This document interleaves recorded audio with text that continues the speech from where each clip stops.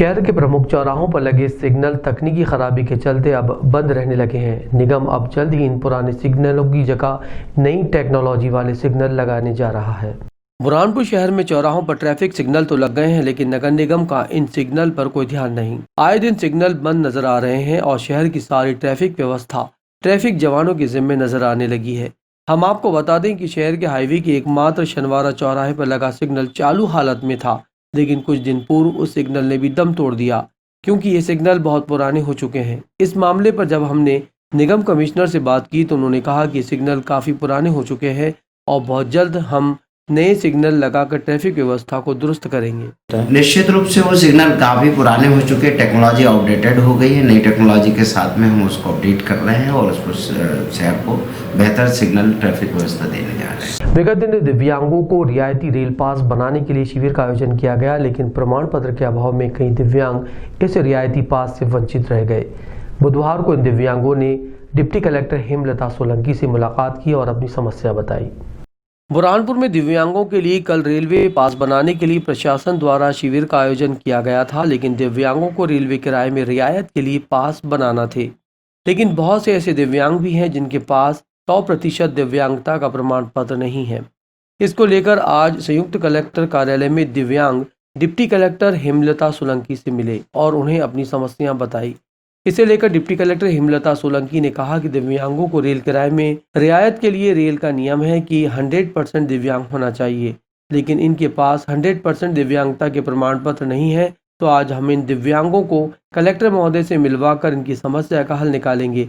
अभी तक 18 दिव्यांगों के आवेदन प्राप्त हुए हैं। ये हमारे मुखबदिर स्कूल के बच्चे हैं। इनको कल रेलवे पास के लिए आया था, क्योंकि रेलवे का नियम है कि उनको 100% डिपेंड डम हो तभी रेलवे पास जारी किया जाता है। तो अधिकतर बच्चे जो हमारे पास अभी 18 आवेदन आए हैं उसमें 95, 90, 85 के समथिंग इनके विकलांग प्रमाण पत्र है। तो ऐसी स्थिति में उनको रेलवे पास जारी नहीं किया गया क्योंकि उनका नियम है। तो हमने ये विचार किया है कि इनको इनका मेडिकल सर्टिफिकेट जो दिव्यांग प्रमाण पत्र है वो 100% बनवा के इनको रेलवे पास जारी करेंगे। तो इसलिए आज हम जिलाधीश महोदय से मैं इनको मिला भी रही हूँ और इनको ये जो मेरे पास 18 आवेदन है इनको देने का प्रयास। ये अभी तो 18 आवेदन है मेरे पास, ऐसे और हमारे यहाँ जो भी हम हैं इनके और साथी लोग अगर 100% नहीं है और उनका कम परसेंट वाला है तो डॉक्टर से पूरा चेकअप करा के बनवा के फिर जारी करवाएंगे। स्वच्छता सर्वेक्षण को लेकर निगम आयुक्त पॉश कॉलोनी में जाकर फीडबैक ले रहे हैं, लेकिन गंदगी से सराबोर इलाकों में कोई ध्यान नहीं दिया जा रहा है। बुरहानपुर को स्वच्छता सर्वेक्षण में नंबर 1 पर लाने के लिए निगम कमिश्नर खुद साफ सफाई का जायजा भी ले रहे हैं और शहर की पॉश कॉलोनी में जाकर लोगों से फीडबैक ले रहे हैं। लेकिन अगर शहर की सघन बस्तियों की बात की जाए तो यहाँ पर गंदगी का अंबार है। नगर निगम द्वारा यहाँ पर कोई सफाई नहीं की जा रही है। तस्वीरों में आप साफ देख सकते हैं कि किस तरह से जगह जगह कूड़ा कचरा और गंदा पानी जमा हो रहा है, जिससे डेंगू मलेरिया जैसी गंभीर बीमारी होने का खतरा बना है। जब इस मामले को लेकर निगम कमिश्नर से बात की गई तो उन्होंने कहा, निश्चित तौर पर सफाई व्यवस्था में कुछ कमियां हो सकती हैं, लेकिन आप जिन वार्डों की बात कर रहे हैं उन वार्डों में मैं खुद जाकर सफाई व्यवस्था का जायजा लूंगा और सफाई व्यवस्था सुधारी जाएगी। निश्चित रूप से कमियां हर शहर, हर गली, हर वार्ड में कुछ ना कुछ होती है।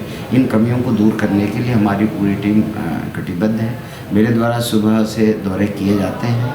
आप जिन जिन भी बस्तियों के बारे में ऐसी जानकारी मुझे दे रहे हैं तो मैं निश्चित रूप से उन्हीं बस्तियों में दौरा करूंगा। उसके पश्चात मैं दूसरी बस्तियों में जाऊंगा और सफाई व्यवस्था को सुचारू करने के लिए हर संभव प्रयास करूँगा।